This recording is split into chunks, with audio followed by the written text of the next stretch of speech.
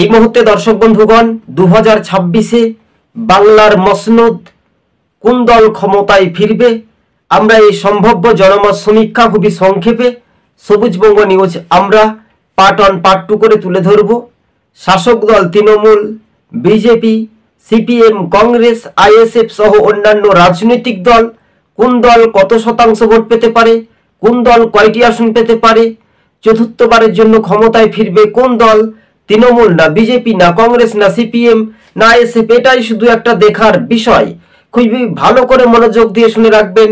চতুর্থবারের জন্য কি ক্ষমতায় ফিরবে তৃণমূল, যা সমীক্ষার ইঙ্গিতে কি বলছে, না সিপিএম না কংগ্রেস না বিজেপি, এটা কিন্তু স্পষ্টভাবে আপনাদের সঙ্গে আমরা তুলে ধরার চেষ্টা করছি দর্শক বন্ধুগণ। তবে হ্যাঁ, এবার রাজ্যের শাসক দল চতুর্থবারের মতোই ক্ষমতায় ফিরবে বলে এমনটাই 20% মানুষজন মনে করছেন যে আবারও তৃণমূল ক্ষমতায় ফিরবে, এবং বেশ কয়েকটা যাবতীয় রাজনৈতিক তথ্য বিশ্লেষণ করে আপনাদের সঙ্গে আমরা তুলে ধরছি। এবং 10% মানুষ বলছে না তৃণমূল ক্ষমতায় ফিরবে না, আবার কেউ বলছে তৃণমূলই ক্ষমতায় ফিরবে। এটা কি একটা সার্ভে রিপোর্ট? চলুন এবার কি বলছে এই জনমত সমীক্ষা। 294টি বিধানসভা আসনের ম্যাজিক ফিগার গন্ডি পার করবে কোন দল, এটাই সম্ভাব্য আপনাদের সঙ্গে তুলে ধরছি। প্রথমে আমরা চলে আসব তৃণমূল কংগ্রেস। সম্ভবত তারা পেতে পারে একেবারে স্পষ্টভাবে 214টি আসন এগিয়ে থাকতে পারে সম্ভবত তৃণমূল। আরও একবার বলছি, তৃণমূল চতুর্থবারের জন্য 2026-এ পুনরায় ক্ষমতায় আসতে পারে, 214টি আসন পেতে পারে সম্ভবত। কংগ্রেস এবার সর্বনিম্ন কংগ্রেস সম্ভবত 39টি আসন পেতে পারে সম্ভবত। অন্যদিকে সিপিআইএম সম্ভবত তারা 2টি আসন পেতে পারে সম্ভবত। আইএসএফ পেতে পারে 3টি আসন সম্ভবত। এছাড়াও আমরা যদি দেখি তাহলে বিজেপি পেতে পারে 36টি আসন সম্ভবত। এবার ভোটের শতাংশ দিক থেকে তৃণমূল কংগ্রেস ভোট পেতে পারে 50%, বিজেপি পেতে পারে 18% সম্ভবত, এবং সিপিএম পেতে পারে 16% ভোট, আইএসএফ পেতে পারে 5% ভোট এবং কংগ্রেস পেতে পারে 11% ভোট।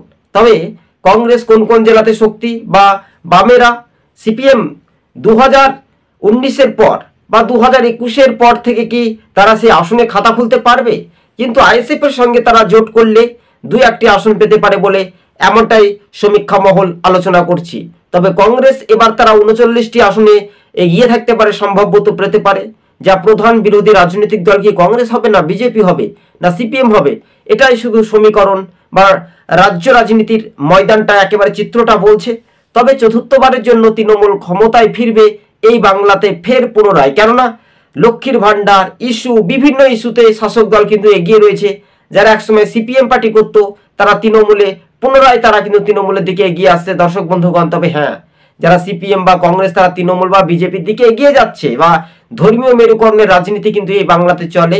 ভোটের সময় অনেকটাই ললিপপ দেখানো হয় শাসক বনাম বিরোধী, কিন্তু এই মুহূর্তে আমরা যে নিরপেক্ষতা বজায় রেখে আজকের যে বুথ ফেরত জনমত সমীক্ষার আপনাদের সঙ্গে সম্ভাব্যত তুলে ধরেছি দর্শক বন্ধুগণ। সবুজবঙ্গ নিউজ চ্যানেলটি ভালো লাগলে প্রথম থেকে শেষ পর্যন্ত দেখবেন, নতুন হলে সাবস্ক্রাইব করে সঙ্গে থাকবেন। আরও একবার বলছি, তৃণমূল কংগ্রেস 214টি আসনে এগিয়ে থাকতে পারে সম্ভবত, কংগ্রেস পেতে পারে 39টি আসন সম্ভবত, বিজেপি পেতে পারে 36টি আসন সম্ভবত, সিপিএম পেতে পারে 2টি আসন সম্ভবত, আইএসএফ পেতে পারে 3টি আসন সম্ভবত, যা এই সমীক্ষা মহল আলোচনায় ইঙ্গিত বলছে সম্ভব।